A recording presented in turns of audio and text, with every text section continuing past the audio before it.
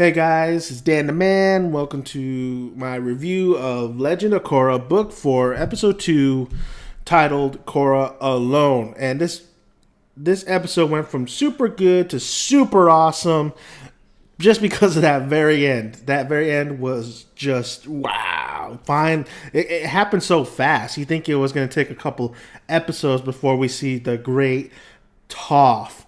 That's right. We saw Toph at the very end of this episode, and I'm so excited for these couple episodes in the future. But let's just get right into this episode real quick and do a little recap. Basically, Korra, we find out why she entered that earthbending match in the arena. She's seen illusions of herself in the avatar state that led her to that earthbending arena. But before that, we take place basically after that fight, and she's just not herself. She's definitely not strong emotionally. She seems like she's emotionally super scarred, and she's still, like I said, she's seen illusions of herself in the avatar state. So basically she's fighting with herself, and she's literally fighting with herself, and a lot of the people that are surrounding her are just like, what are you doing? Because she comes out of the arena, she's walking, and it's dark, and she stumbles upon a puppy, yay! And then she stumbles, and then the puppy starts growling at her illusion. So we're thinking, is this illusion, or is this real? But then we see a flashback basically, and we see her. She's in her wheelchair. She's going back to her village. She's with her mom, her dad, and she's basically just trying to do the healing process and trying to get back to where she was as a strong avatar. And she has Katara's help, and she's just Katara's helping, trying to help her regain her legs and just have her walk and just take it step by step. And of course, it's a long process. It takes 2 years. I love how Katara tells Korra, "Move your big toe. Just imagine it," and that just immediately takes me to Kill Bill and just that move your big toe scene in that movie. But of course, Korra basically is able to walk, but she's just not there. It takes a long process. She's walking, but she wants to get back and help her friends who are trying to do whatever they can to help. Basically, Republic City, the Earth Kingdom. She wants to help as well. She feels like she's not doing her duty as an avatar, and she's just not there yet. She's sparring, she's doing this and that. Tenzin comes to visit her. She tries to show him that she's regaining her old self, but really she's just not. Of course, like I said, she could walk and stuff, but she's just physically not there, and mentally she's not there. So basically she tells her parents, I'm going to go back to Republic City because I want to be with my friends and I want to help out some way or another. So she decides to go back to Republic City on her own, on her canoe. And this is the part I loved. She stops at like a little village to get something to eat. And she asks the guy, "Hey, can you get? I'll take some some fish and stuff." And the guy just straight out say, "Are you the Avatar?" And she says, "Yep, I'm the Avatar." And this guy's like, "Oh, let me take a picture of you. I want to put in my avatar collection." And we see a picture of Aang, and has his little beard, and he's doing this little trick with some little wooden things, the little circus little trick, floating them in the air and spinning them in circles. And you just see Aang's face, this big old smile. So it's great to see that Aang, even when he got older, he still was a kid at heart. He wasn't just the stern. Well, I don't want to say stern, but he wasn't always serious that we saw in those flashbacks in the previous episodes. So that was a nice little moment, or little scene there, and scene where Aang, even how his personality was even when he was older.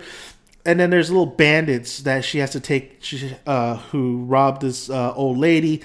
Korra tries to take care of the bandits, but the bandits take her out like nothing.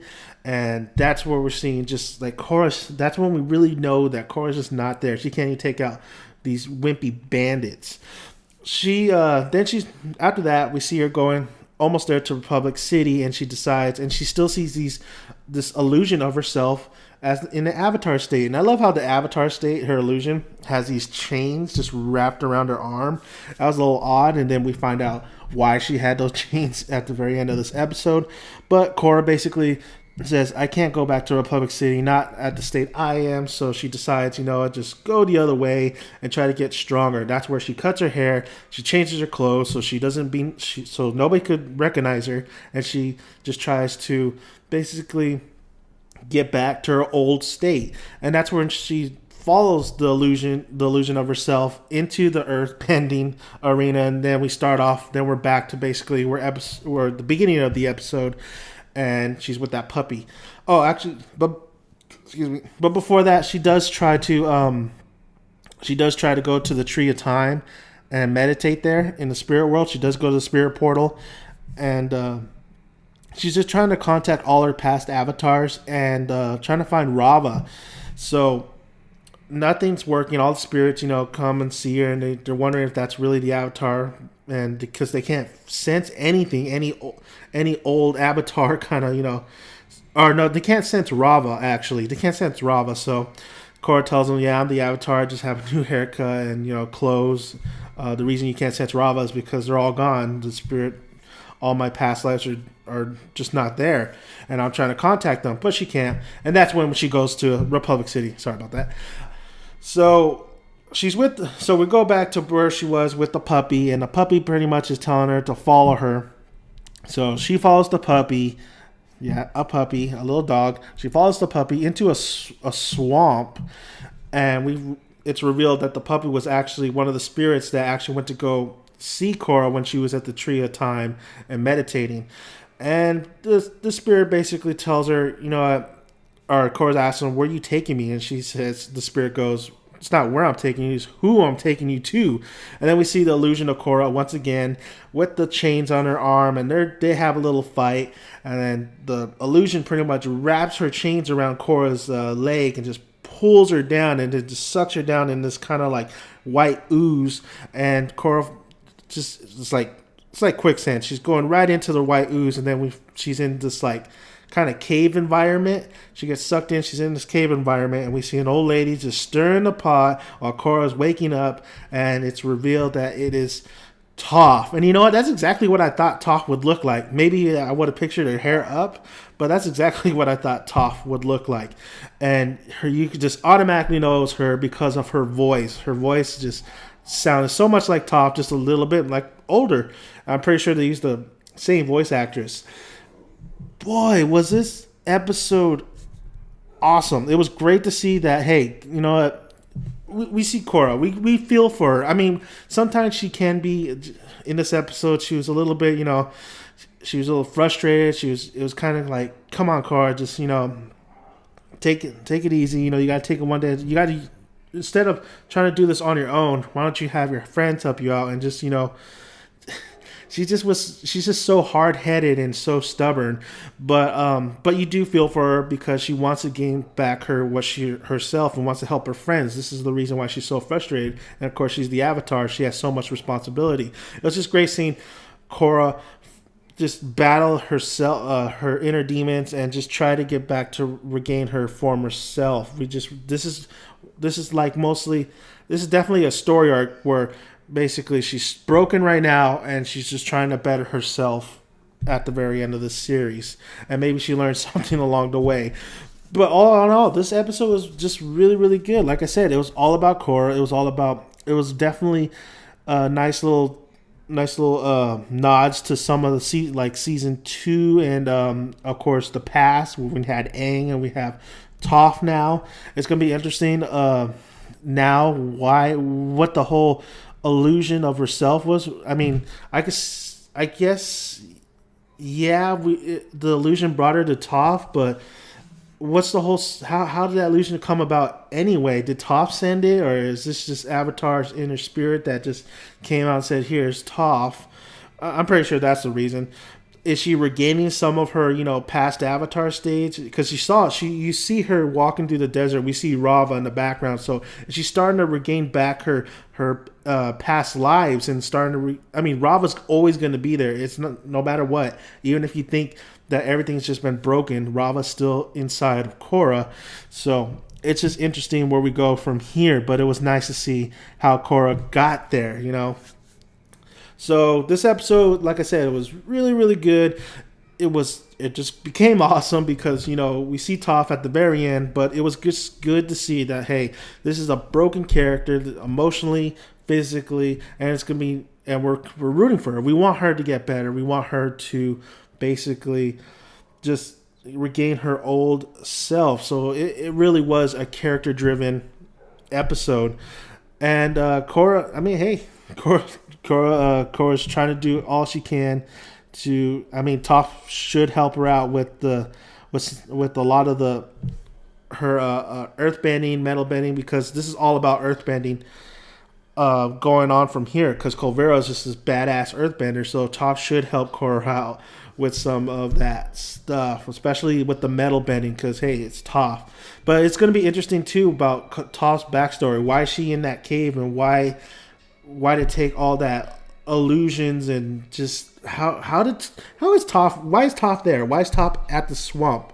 I would have never thought Toph would be at the swamp when she grew older. I thought she'd be like somewhere else, but we'll see. Great episode. I'll give it. I got to give it a 9 out of 10. I can't give it a 10 out of 10 because it would have been nice to see maybe. No, you know what? I'm gonna give it a 10 out of 10 because I really didn't see. I really can't think of really anything that was wrong about this episode. And it really just it flowed well. The tone was good. The flow of this episode was good. It went from the beginning to end. It just went nonstop. There was no like boring moments. It really just went so well throughout the episode.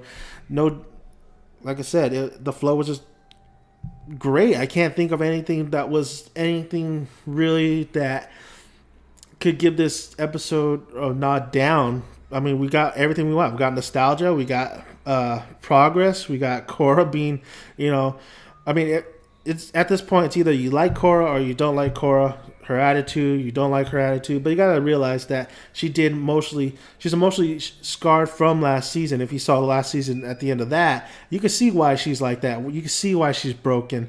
So I'm rooting for Korra. I hope, as the season goes by, that Korra becomes a little bit more, not a lot stubborn, and a little bit more like embracing of her friends, and embracing, more calmer, because there's just a lot of anger in Korra throughout these seasons, and it'd just be nice for Korra just to find her inner self and just find her peace. But great episode. I really can't think of anything wrong with this. It has to be a 10 out of 10. And of course, that ending was just awesome. So can't wait for the next episode and what Toph brings to the table. Because if you're going to introduce Toph, hopefully she has a big role in this and helping Korra regain her former self and getting stronger than ever. So, and of course, nostalgia factor. Katara's in this, so we definitely see the old Avatar gang and Korra. Can't say the new Avatar gang because that was the last episode. So let me know what you guys think. Did you guys think this was an amazing episode? I can't say an amazing episode, but it was a really, really good episode. But I can't think of anything really bad about this episode. So what do you guys think of the episode? What do you guys think of Toph? And what do you think future episodes are going to be? What do you think Toph is going to teach Korra? And if Toph is going to be a major role now that she's been introduced. So thanks guys for listening. You could check Avatar, Legend of Korra Book 4 and this episode on Nickelodeon.com. I strongly encourage you to download Nickelodeon app on your iPhone or Android, because that's the way I watch it, and it's just so super fast and easy. So thank you guys for listening. Please comment. I would like to hear your guys' thoughts, and if you like this video, push the like button, and I would really appreciate you guys subscribing, because I have more videos on the way, and of course I have more videos of other shows and movies. So thank you guys for listening, and hope you guys have a good day.